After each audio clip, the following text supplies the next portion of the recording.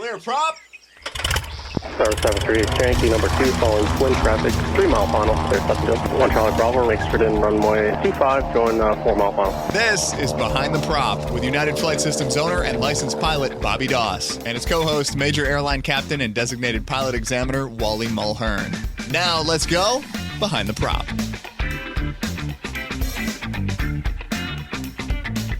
What's up, Wally? Hey, Bobby, how are you? I'm fantastic. So this week is an episode about something that we talk about a lot, something that I think people somewhat understand, but I don't think they really understand it until much later in their pilot time. And we want to help everybody be a safer pilot, a better pilot, and really understand things. Today's show is all about left-turning tendencies, something that's talked about a lot. Wally, I'm sure on check rides you see a lot of pilots that might not be in control because of left-turning tendencies. We talk a lot about in training when we have to counteract them, but I don't know that everybody always understands why. So let's jump right into it. There's 4 left-turning tendencies. There's 4 things that cause left-turning tendencies, and a combination of all 4 really will make the plane want to turn left. The one that I think gets talked about the most we'll save for last, and it's P factor, but I'll talk a little bit about it in a minute. We have torque effect. We have the gyroscopic precession, which I got to honestly say I didn't understand until way later in my piloting career. And then spiraling slipstream that, again, I'll say I don't know that I really understood the concepts until my multi-engine training. And then P factor. And again, P factor is the one that gets the most attention, but I still would say it's communicated or taught a little incorrectly, meaning what's really causing it. So let's jump right in. Wally, tell the listeners what are we really trying to do? Well, we want to keep the airplane coordinated. The bottom line is the airplane turns to the left when we add power, and a lot of it is because of that big propeller spinning out there. The torque from it, and I don't want to get too down in the weeds about what each one does or the problems associated with each of the 4 tendencies.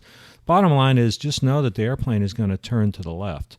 That's going to be more pronounced in a slow airspeed with lots of power. And where I see it on check rides, I see it on power on stalls, and just think of the configuration we're in, where we have probably slowed the airplane down to a just above the stall speed, and then we add full power, and we pitch the nose up to get the airplane to actually stall. The standard for a private pilot is to maintain the heading plus or minus 10 degrees.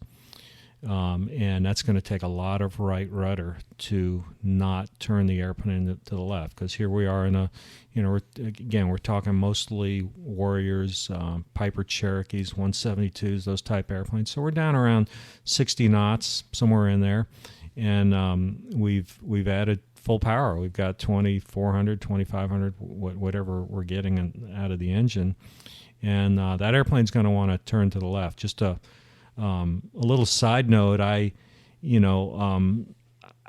grew up flying little airplanes. I learned to fly little airplanes, and I'm just going back and I'm thinking, I don't, again, it's many, many, many years ago, so I've slept many times between now and then. I don't remember my instructors hammering it into me a whole lot. And as a CFI, when I was doing a lot of CFI work, again, a long time ago, I don't remember emphasizing it the way I think it should have been. So maybe I let some of my students back down a little bit back in the day. But, flying jets, it's not really an issue. In fact, we teach our pilots to keep their feet on the floor flying jets. We usually have hydraulically boosted rudders, and we basically don't really want them touching those rudders unless we have an engine out. So, and in some of the newer airplanes, that's all taken care of automatically anyway. But I remember the first instruction that I started getting probably 5, 6, 7 years ago. I was up in Alaska, and I was working on getting a seaplane rating, and it was in a 172, and the instructor was just a terrific guy up in Fairbanks, Alaska. Fairbanks Float Planes was the name of his company, and he just hammered me. And he always called me captain, and his favorite saying, and when I think of this guy, this is the phrase that comes to my mind. He kept saying, "Captain, you need to step on your ball. Captain, you need to step on your ball." And it got to be a joke after a while, but after about 2 or 3 flights of him saying it about 20 times, I finally started learning at that turn coordinator and realizing that I was climbing this airplane out very uncoordinated. Now, we had some disadvantage in that we're in a seaplane with big floats hanging off the bottom, a lot of drag, and this was a 172, that 180 horsepower engine, so we had a lot of power, relatively speaking, and we're climbing out very slow, so the left turning tendencies in this airplane was even more pronounced. So it was good training for me as I got back into little airplanes to hear that. But,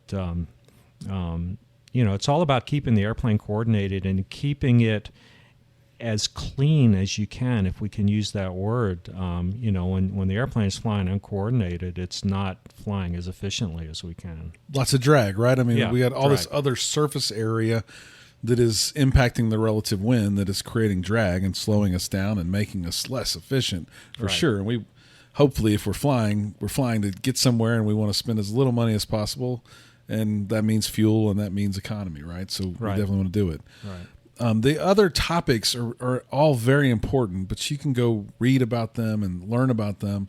I think the one that causes more left turning tendencies than anything else other than P factor would probably be the gyroscopic precession, and it's because the thrust being created on the right side of the prop is stronger than the left side of the prop, based on where the center of gravity is.